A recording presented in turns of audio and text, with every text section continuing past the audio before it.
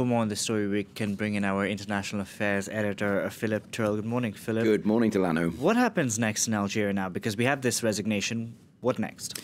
Well, if you look at this time yesterday, we had an announcement from Abdelaziz Bouteflika that he was willing to resign before the 28th of April.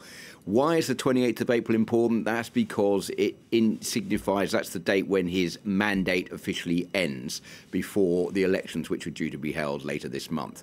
So in the last 24 hours, we have had not only the president agreeing to go before the end of his mandate, he has now gone just 24 hours after making that statement. So this is going to boost the calls from the street for more change in Algeria. Remember that these protests started back on the 22nd of February to call for Abdelaziz Bouteflika not to run for a fifth mandate. Not only have they obtained him refusing to run for a fifth mandate, they've got him to leave power before the end of his fourth mandate.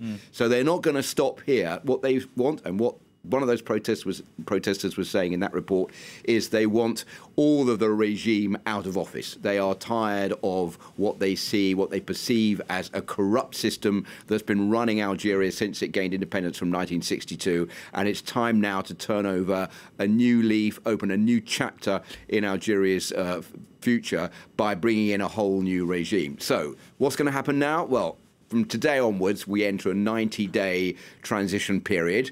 If you look at 90 days, that's 3 months. So here we are at the beginning of April. Elections should be scheduled for the beginning of July. During that period, the country is going to be run by Abdelkader Ben Salah, who is the equivalent of the head of the country's upper ruling parliament, the Senate. So he will be taking over from Abdelaziz Bouteflika, as he would have done if the president was ill or incapacitated and removed from office by Article 102 of the Constitution.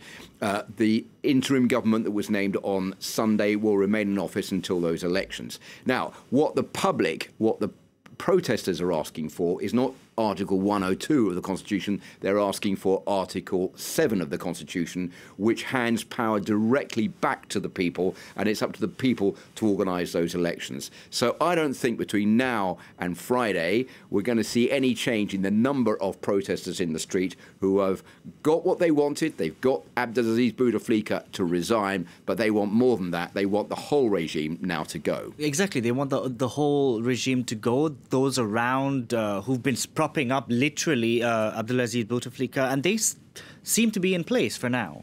Well, if you look at the figures in Algeria for unemployment, for example, it's like 11%, but over 20% of young people are unemployed. The country is listed as one of the most corrupt countries in the world by Transparency International. It also has a very poor press freedom record, and the protesters want all of that to change. But at the top of the ladder, obviously, there is the army on one side now and the protesters on the other. So we're in an extraordinary situation, something that people have never seen in Algeria before, where you have these two powers that are competing for control of the country, and it'll be interesting to see which one wins. But in the meantime, as things stand from today, it's still the old regime which is pulling the strings. But will the people, will the protesters who are going to continue protesting eventually be able to swing things over to their side? So which side is the army on here?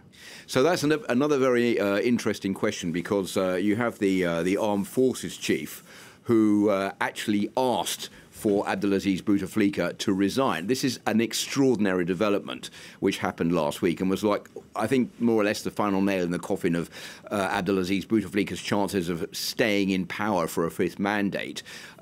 He asked for him to resign. Many people said, yes, we have victory. But then they said, hold on a minute, this is like the regime attempting to hold on to power to get Bouteflika out of office so that they can take over and do exactly what he was doing and maintain their privileges and keep the corrupt system in place.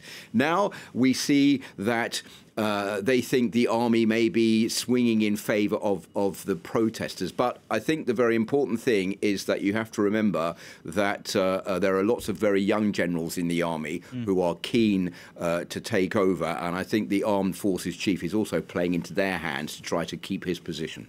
We'll see what happens. Hopefully we'll get more clarity later on today, Philip. Thank you very much for that, Philip Turle there.